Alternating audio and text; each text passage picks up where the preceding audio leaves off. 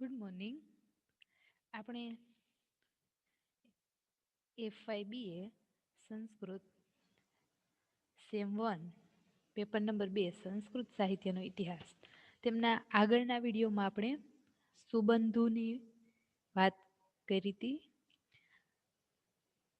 તેમની કૃતિની વાત, પછી બાણભટ્ટનું જીવન તથા તેમની કૃતિ હર્ષચરિત અને કાદંબરી વિશે વાત કરી હતી. હવે આપણે કથા સાહિત્ય વિશે વાત કરીશું, જેમાં કથા સાહિત્યની વિકાસ રેખા.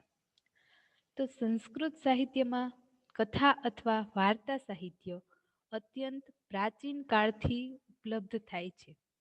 ઋગ્વેદના 10મા મંડળમાં એવા ઘણા આખ્યાનો આવે છે જેમનું વિકસિત રૂપ આગળ જતા બ્રાહ્મણો, ઉપનિષદો અને પુરાણાદિમાં મળે છે. સામાન્ય રીતે આ કથાઓ વ્યક્તિ વિશેષ કે દેવ વિશેષના પરાક્રમો, સામુદ્રિક યાત્રા, ધાર્મિક કે નૈતિક સિદ્ધિ વગેરે સાથે સંબંધ ધરાવતી હોય છે. રામાયણ અને મહાભારતની રચના ઉપરાંત સંસ્કૃત સાહિત્યમાં લોક પ્રચલિત ઘટનાઓના આધારે પણ કથા સાહિત્યનું નિર્માણ થયું છે. વળી ગાંધર્વો, સામાન્ય પ્રાણીઓ, ભૂત અને વેતાલ વગેરે સાથે સંબંધિત વાર્તાઓ લખાતી જ રહી છે. બૌદ્ધિક કાળમાં જાતક કથાઓ દ્વારા વાર્તા સાહિત્ય ખૂબ સમૃદ્ધ થયું હતું. શરૂઆતમાં વાર્તાઓ કઈ ભાષાઓમાં લખવામાં આવતી તેનો નિર્ણય કરવો મુશ્કેલ છે, પણ એટલું નક્કી છે કે કથાઓ લોકપ્રિય થાય એ માટે સામાન્ય જનતાની ભાષામાં જ લખાતી હોવી જોઈએ. ઇતિહાસ, પુરાણ અને ધાર્મિક સિદ્ધાંતોને પૃષ્ઠ કરનારા વાર્તાઓ ઉપરાંત લૌકિક જીવનની ઘટનાઓ સાથે સંબંધ ધરાવતી વાર્તાઓ પણ રચાઈ. આથી વાર્તાઓમાં નીતિ, ધર્મ અને કર્તવ્યના શિક્ષણ સાથે મનોરંજન પણ પ્રાપ્ત થતું. સમસ્ત વાર્તા સાહિત્યને બે વિભાગમાં વહેંચી શકાય: લોકકથાઓ અને બીજું નીતિ કથાઓ. લોકકથાઓમાં બૃહદ કથા વગેરેનો સમાવેશ થાય છે. લૌકિક સંસ્કૃત ભાષાના વિકાસની સાથે જ આ કથાઓનું નિર્માણ શરૂ થયું હતું. ભારતીય સાહિત્યમાં જે કથાઓ પ્રખ્યાત અને પ્રાચીન છે તેમાં સૌથી મહત્વનો ગ્રંથ ગુણાઢ્યકૃત બૃહદ કથા છે. ગુણાઢ્યની આ રચના તેના મૂળ સ્વરૂપમાં અપ્રાપ્ત છે. ગુણાઢ્ય અને તેના ગ્રંથ અંગે આપણને બૃહદ કથા શ્લોક સંગ્રહ, ક્ષેમેન્દ્રની બૃહદ કથા મંજરી અને સોમદેવકૃત કથા સરિત સાગરમાં માહિતી મળે છે. આ ત્રણેય ગ્રંથોના લેખકો કહે છે કે તેમના ગ્રંથો બૃહદ કથાના સંક્ષિપ્ત સ્વરૂપો છે. બાણ, દંડી, સુબંધુ, ત્રિવિક્રમ ભટ્ટ, ધનંજય, ક્ષેમેન્દ્ર, સોમદેવ વગેરેએ આ ગ્રંથનો ઉલ્લેખ કર્યો છે. આથી તેનો સમય ઈસવીસન 700 પૂર્વેનો હોવો જોઈએ. બૃહદ કથાના રચયિતા ગુણાઢ્ય રાજા સાતવાહનનો મંત્રી હતો. કથાસરિત સાગર પ્રમાણે સાતવાહન રાજા આંધ્રભૃત્ય વંશનો હતો. આ વંશનો રાજ્યકાળ ઈસવીસન 73 પૂર્વેથી માંડી ઈસવીસન 218 સુધીનો છે. આ દરમિયાન જ કદાચ ગુણાઢ્ય થયો હશે. દંડીના કથન મુજબ બૃહદ કથા પૈશાચી પ્રકૃતિમાં લખાઈ હતી. કથાસરિત સાગર નું કથાવસ્તુ: સોમદેવે બૃહદ કથા ઉપરથી કથાસરિત સાગરની રચના કરી હતી. સોમદેવે કાશ્મીરી બ્રાહ્મણ હતા. તેમના પિતાનું નામ રામ હતું. આ ગ્રંથ કવિતામાં લખાયેલો છે અને ઘણો લાંબો છે. તેમાં 22,000 શ્લોકો છે. અર્થાત તે મહાભારતના લગભગ ચોથા ભાગ જેટલો છે. તેમજ ઇલિયડ અને ઓડિસીથી અલગ એટલે કે લગભગ બમણો છે. એ કથાસરિત સાગર એટલે કથાઓની નદીઓનો સાગર છે. આ ગ્રંથના 18 વિભાગ પાડવામાં આવ્યા છે, જે લંબકના નામે ઓળખાય છે. એના ઉપખંડો 124 છે, જે તરંગ નામે ઓળખાય છે. આ ગ્રંથમાં મૂર્ખો, ધૂર્તો અને શેઠોની વાર્તાઓ પણ છે. લગભગ દરેક વાર્તા રોચક છે અને ચારિત્ર નિર્માણ માટે ઉપયોગી છે. તેમાં તરંગ 60 થી 64 સુધીમાં પંચતંત્રના પહેલા 3 તંત્રની વાર્તાઓ પણ આપવામાં આવી છે. એ તંત્રોનું પહેલવી ભાષામાં જે વખતે ભાષાંતર થયું, આશરે ઈસવીસન 557માં, તે વખતે તેનું જે સ્વરૂપ હતું તે જ સ્વરૂપ સોમદેવના વખતમાં પણ કાયમ રહ્યું હતું. એ વાત ખાસ લક્ષ્ય ખેંચે એવી છે. આ ગ્રંથની શૈલી આકર્ષક અને રસાળ છે. સોમદેવની શૈલી ઘણી સુંદર, પ્રવાહમય તથા વસ્તુ પ્રધાન છે. પોતાના નાના નાના શબ્દોને અલંકૃત કરવામાં નહીં, પરંતુ કથાનકને સુંદર રીતે કહેવામાં જ તે તેમનું લક્ષ્ય પ્રતીત થાય છે. એમના કાવ્યમાં બાહ્યાડંબરની અપેક્ષાએ મૂળ વસ્તુની રક્ષાનો જ વિશેષ ઉદ્યોગ છે, તથા તેમાં પ્રકૃતિ ચિત્રણ વગેરે આવતું હોવાથી કાવ્ય હદ પણ છે. કહેવાય છે કે આ ગ્રંથની રચના કાશ્મીરની રાણી સૂર્યમતીના વિનોદ માટે થઈ હતી. આ ગ્રંથમાં ઘણી જ રસિક વાર્તાઓ છે. દાખલા તરીકે એક રાજાની વાત આવી છે કે સંસ્કૃત વ્યાકરણની સંધિના નિયમોનું એ રાજાને જ્ઞાન નહોતું. તેથી એની સ્ત્રીએ અમુક વચન કહ્યા, તેનો એ ઊંધો અર્થ સમજ્યો અને પછી એવો શરમાઈ ગયો કે સંસ્કૃતનું સારું જ્ઞાન મેળવવું અને તે જો ન મળે તો તે મેળવવા પ્રયત્ન કરતા તે મરણને શરણ થવું, એવો એક એણે નિશ્ચય કર્યો. જેમાં શિબિર રાજાની વાર્તા પણ છે, જેને શકરાબાજના સપાટામાંથી એક કબૂતરને બચાવ્યું. એ જાતકની વાર્તા છે અને બૌદ્ધ ધર્મની શિલ્પકળાના નમૂનાઓમાં તે વાર્તાનું ચિત્ર ઘણીવાર જોવામાં આવે છે. એ વાર્તા સહેજ ફેરફાર સાથે ચીનાઓ તેમજ મુસલમાનોમાં પણ સુવિખ્યાત છે. હવે પ્રાણી કથા, નીતિ કથા. સંસ્કૃત સાહિત્યની એક વિશેષતા એમાં મળતું નીતિકથા સાહિત્ય છે. આ કથાઓની શરૂઆત ઘણા પ્રાચીન સમયમાં થઈ હતી. પતંજલિના સમયે પણ આવી નીતિકથાઓ પ્રચલિત હતી. આ કથાઓ સામાન્ય રીતે ગદ્યમાં હોય છે, જ્યારે વચ્ચે ઉપદેશાત્મક શ્લોકો પણ અવતરિત કરવામાં આવે છે. આમાં નીતિ સંબંધી શિક્ષણ હોય છે અને તે વાર્તાના પરિણામ દ્વારા પ્રમાણિત કરવામાં આવે છે. સંસ્કૃત સાહિત્યની નીતિકથાઓમાં વિશેષ નથી. તે પ્રાણીકથા કે પશુકથાના પ્રધાન સ્વરૂપે મળે છે. પંચતંત્ર, હિતોપદેશ વગેરે તેના પ્રખ્યાત ઉદાહરણો છે. ખરી રીતે જોતા વિશ્વમાં સર્વત્ર આવી વાર્તાઓ ઉપલબ્ધ થાય છે. ગ્રીસમાં ઈસપની નીતિકથાઓ પ્રખ્યાત હતી અને એ પરંપરા અરેબિયન નાઇટ્સ સુધી ચાલુ રહી હતી. સંસ્કૃત સાહિત્યની ઉપદેશપૂર્ણ પ્રાણીકથાઓ ખૂબ પ્રાચીન છે. છાંદોગ્ય ઉપનિષદમાં સત્યકામની કથામાં બળદ અને હંસ સત્યકામને ઉપદેશ આપતા બતાવવામાં આવ્યા છે. મહાભારતમાં આ કથા પોતાના પ્રારંભિક અવસ્થાને આવે છે. એક પવિત્ર બિલાડી અને ચાલાક શિયાળની વાર્તા મહાભારતમાં મળે છે. બૌદ્ધ સાહિત્યમાં આવી વાર્તાઓ વધારે ઉત્પન્ન ઉન્નત રૂપમાં લખાઈ હતી. આ બધી જ વાર્તાઓ માણસને નૈતિક, રાજનૈતિક તેમજ વ્યાવહારિક જીવન અંગે રોચક શૈલીમાં શિક્ષણ આપે છે. રાજકુમારો વગેરેને નૈતિક જ્ઞાન આપવામાં આ વાર્તાઓનો ઉપયોગ થતો હતો. સાહિત્યમાં પંચતંત્ર અને હિતોપદેશની કૃતિઓ મુખ્ય છે. હવે પંચતંત્ર. પંચતંત્રના અનેક સંસ્કરણો છે. એ ગ્રંથના 5 વિભાગ હોવાથી તેને પંચતંત્ર એવું નામ આપવામાં આવ્યું છે. અનેક ભાષાઓમાં તેનો અનુવાદ થયો છે.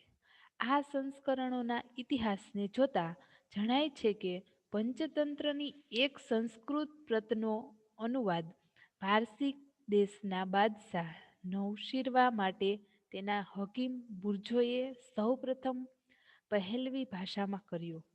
આ પહેલવી સંસ્કરણોનો સિરિયન ભાષામાં ખુદ નામક પાદરીએ ઈસવીસન 1100માં અનુવાદ કર્યો.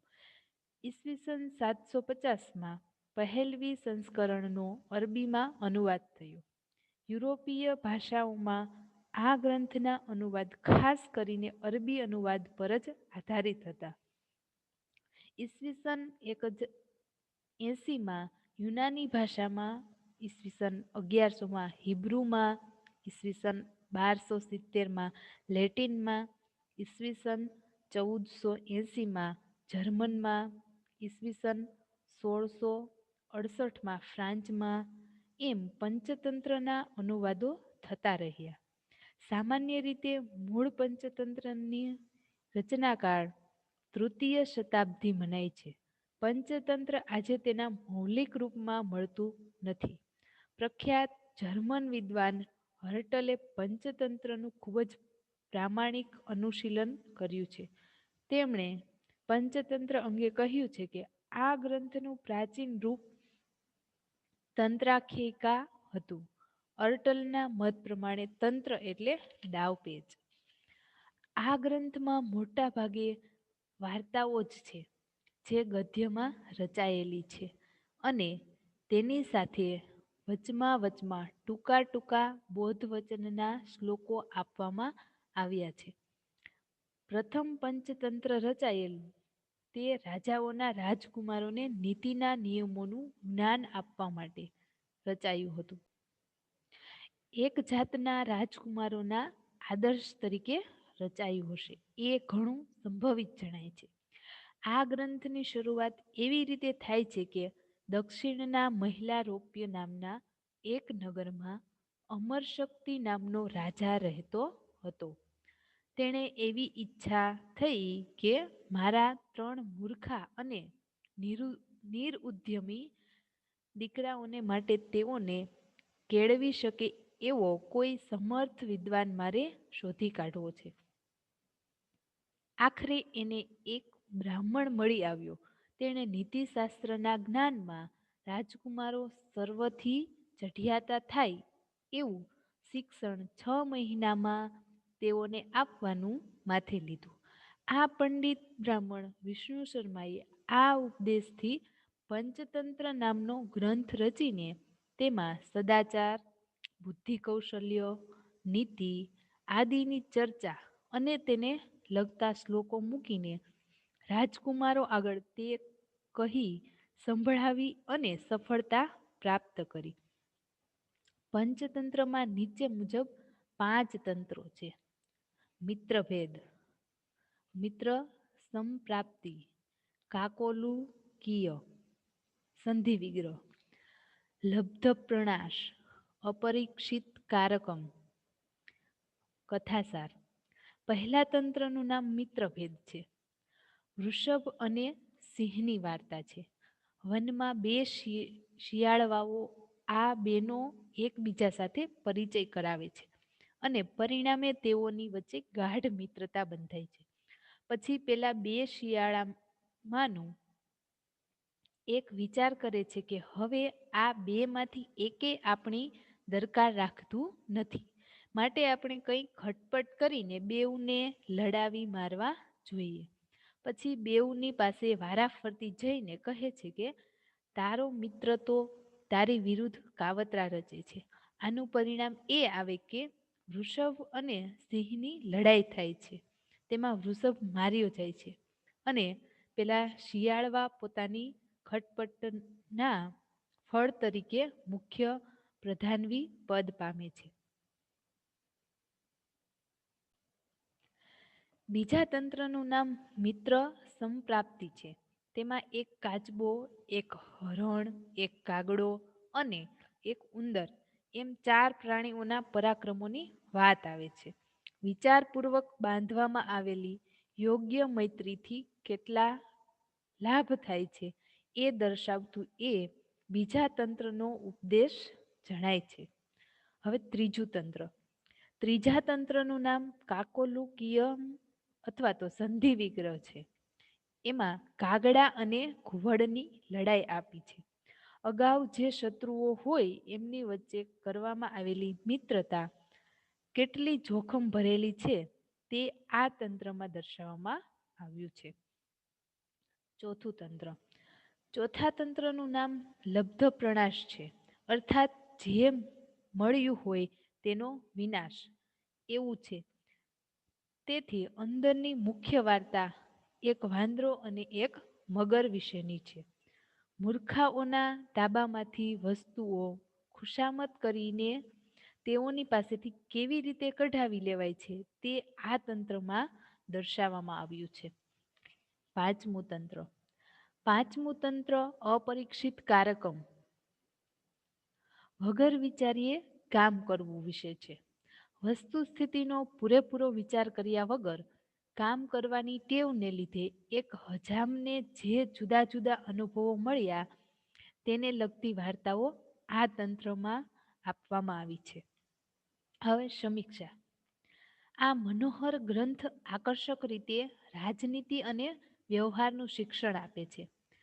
વિષ્ણુ શર્મા સુમધુર કથાવાચક, રાજનીતિજ્ઞ અને વર્ણન કલાના પ્રવીણ વિદ્વાન છે. કથાનું શીર્ષક પ્રાયઃ શ્લોકમાં છે. ભાષા સરળ અને વ્યવસ્થિત છે તથા ક્યાંક દુરૂહતા નથી. કથાનકમાં ગદ્ય છે જ્યારે ઉપદેશાત્મક સૂક્તિઓ પદ્યમાં મળે છે. પંચતંત્રનો પ્રભાવ વિશ્વવ્યાપી છે. ખરી રીતે તો પંચતંત્ર કેવળ ભારતીય સાહિત્યનું જ નહીં પરંતુ વિશ્વ સાહિત્યનું એક સ્તુત્ય અંગ છે. પંચતંત્રની વાર્તાઓ વિશ્વ સાહિત્યની અમૂલ્ય કણિકાઓ છે. આ ગ્રંથે નિઃશંક વિશ્વવ્યાપી પ્રેમ અને માન સંપાદિત કર્યા છે. આ ગ્રંથમાં હાસ્ય, વિનોદ અને વ્યંગ્ય સારા પ્રમાણમાં મળે છે. પશુઓને માણસના જેવી સઘળી પ્રવૃત્તિઓ કરતા વર્ણવવામાં આવ્યા છે. આથી આખા ગ્રંથમાં હાસ્યરસનું એક વિચિત્ર પ્રકારનું તત્વ વ્યાપી રહ્યું છે. જેમ કે પશુઓને વેદનો અભ્યાસ કરતા, ધર્મપરાયણ જીવન વ્યતીત કરતા વર્ણવવામાં આવ્યા છે. તેઓ દેવતાઓ વિશે, સાધુઓ વિશે, વીર નરો વિશે મોટી મોટી ચર્ચાઓ ચલાવે છે અથવા તો નીતિશાસ્ત્રના સૂક્ષ્મ નિયમો વિશે વાતચીતોમાં મચ્યા રહે છે. પણ તેવામાં અચાનક તેઓની વિકરાળ પાશવી પ્રકૃતિનો પ્રાદુર્ભાવ થઈ જાય છે. તેનું ઉદાહરણ ખિસકોલી વાંદરાની લડાઈ અને બિલાડી ન્યાયાધીશ તરીકેની વાર્તા છે. જીવનની વ્યર્થતા અને સદગુણોની મહત્તા વિશે ભાષણ આપનાર બિલાડી ન્યાય કરવાને બદલે કહીને બંનેને ખાઈ જાય છે. ગાયન કળાનું અભિમાન રાખનાર ગધેડાની વાર્તા પણ આ જ પ્રકારની છે.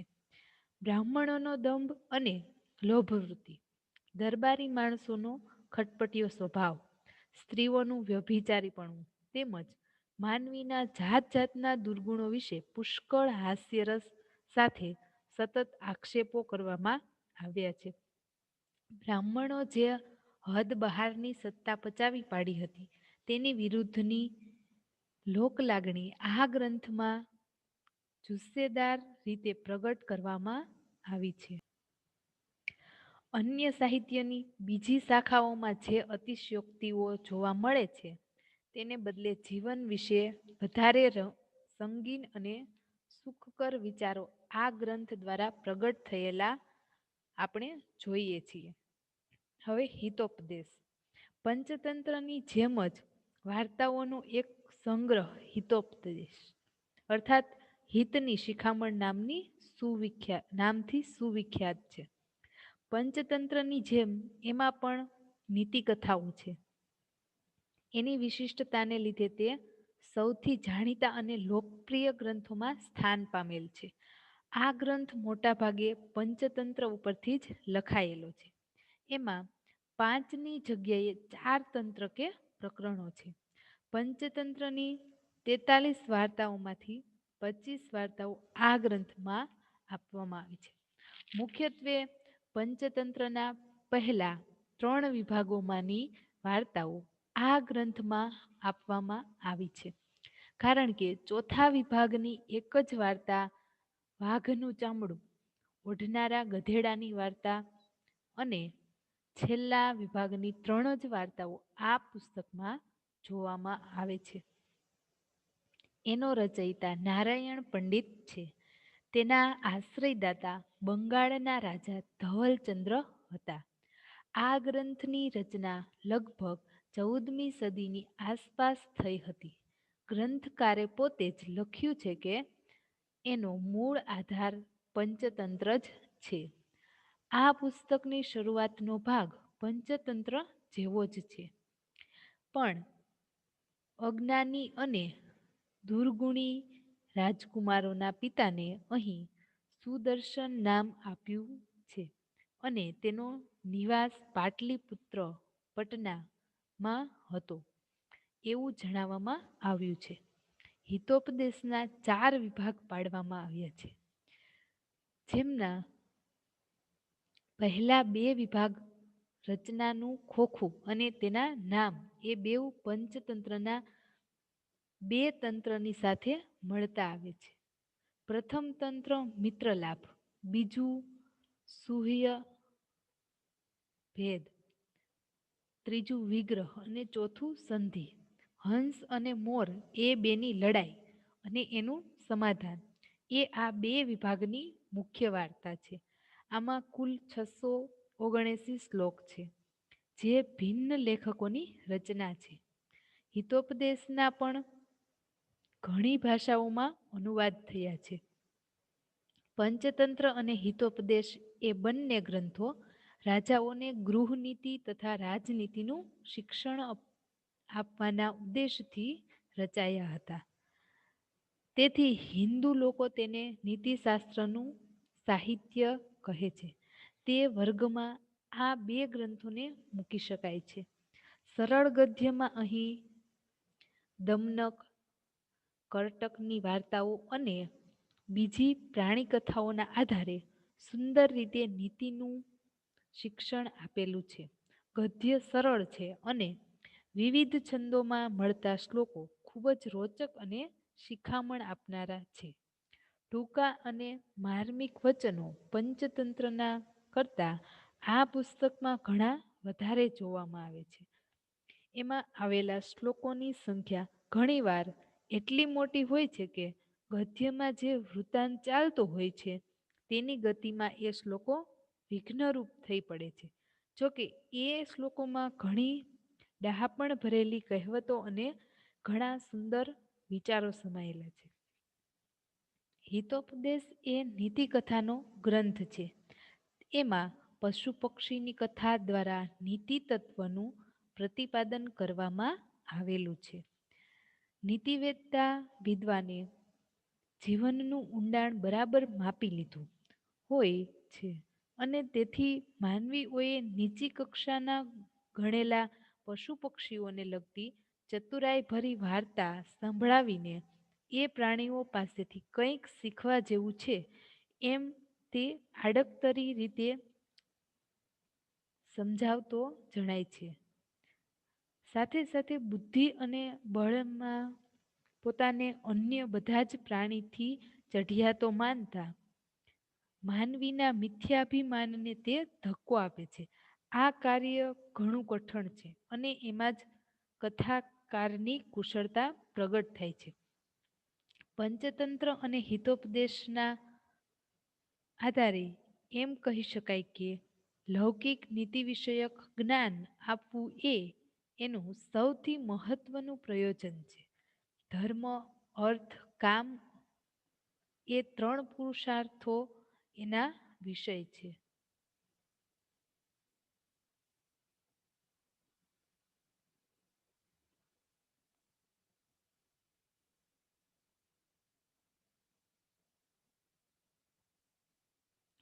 હવે આપણે આગળના વિડીયોમાં કાવ્ય વિભાગ જોઈશું.